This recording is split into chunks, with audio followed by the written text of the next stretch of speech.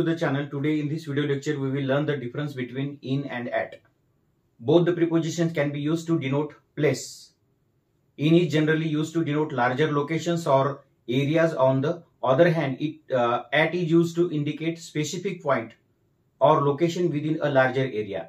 It is used to describe specific place. मित्रांनो, in आणि at या दोन्हींचा उपयोग प्लेस म्हणजे ठिकाण दाखवण्यासाठी केला जातो आणि हे दोन्ही प्रिपोजिशन ठिकाण दाखवण्यासाठी वापरतात.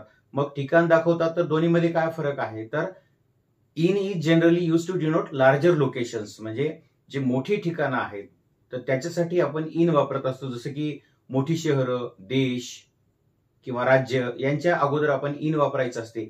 आणि जे स्पेसिफिक लोकेशन्स आहेत जसं की आता मुंबई, हे मुंबईच्या अगोदर इन वापरू शकतो आपण, परंतु मुंबईमधलं एक स्पेसिफिक लोकेशन जसं की ऍट दादर, ऍट कल्याण, म्हणजे ते एक स्पेसिफिक लोकेशन दाखवायचं असेल तर त्याच्या अगोदर आपण ऍटचा उपयोग करायचा असतो. किंवा छोटी गावं असतील तर त्याच्याही अगोदर आपल्याला ऍटचा वापर करता येतो. जसं की Gandhiji was born at Porbandar. Porbandar हे छोटं गाव आहे, त्याच्या अगोदर आपण ऍट वापरायचं, कारण ते एक छोटं लोकेशन आहे, स्पेसिफिक लोकेशन आहे, तर त्याच्यापूर्वी आपल्याला ऍटचा उपयोग करायचा असतो. आता ऍट आणि इन या दोन्हीतला डिफरन्स तुम्हाला लक्षात आला असेल तर आता याचे एक एक्झाम्पल पाहूया आपण. He has been living in Mumbai. तो मुंबईमध्ये राहत आलेला आहे, तर तो मुंबईत कित्येक दिवसापासून राहत आहे. आणि आता मुंबईच्या अगोदर आपण इन वापरले तर त्याच मुंबईमधलं आपल्याला एक स्पेसिफिक लोकेशन सांगायचं आहे. आता समजा तो करंटली या वेळेला कुठे आहे हे सांगायचं असेल तर अशा वेळी आपण ऍट वापरत असतो. जसं की he is currently at Dadar station. तो आता सध्या दादर स्टेशनला आहे.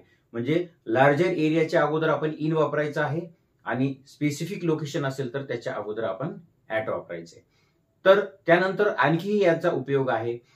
These prepositions also use to show time, to talk about date and time. यांचा उपयोग हा प्रिपोजिशन्स ऑफ टाइम म्हणून डेट आणि वेळ सांगण्यासाठी सुद्धा केला जातो.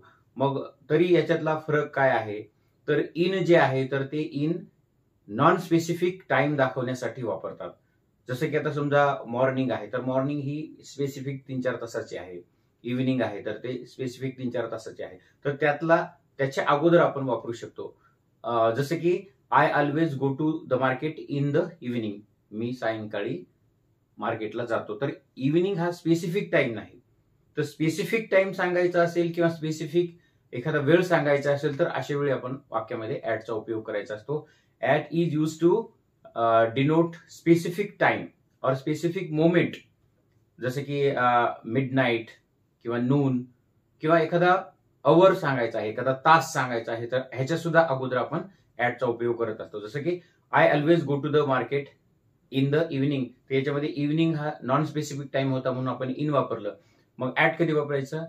ही will meet you at 7 o'clock. तो तुला 7 वाजता भेटेन. तर या ठिकाणी स्पेसिफिक टाइम आहे 7 वाजता, तर त्याच्या अगोदर आपण ऍटचा उपयोग केलेला आहे. तर ह्याप्रमाणे आपल्याला इन आणि ऍट या दोन्ही प्रिपोजिशन मधला फरक सांगता येईल.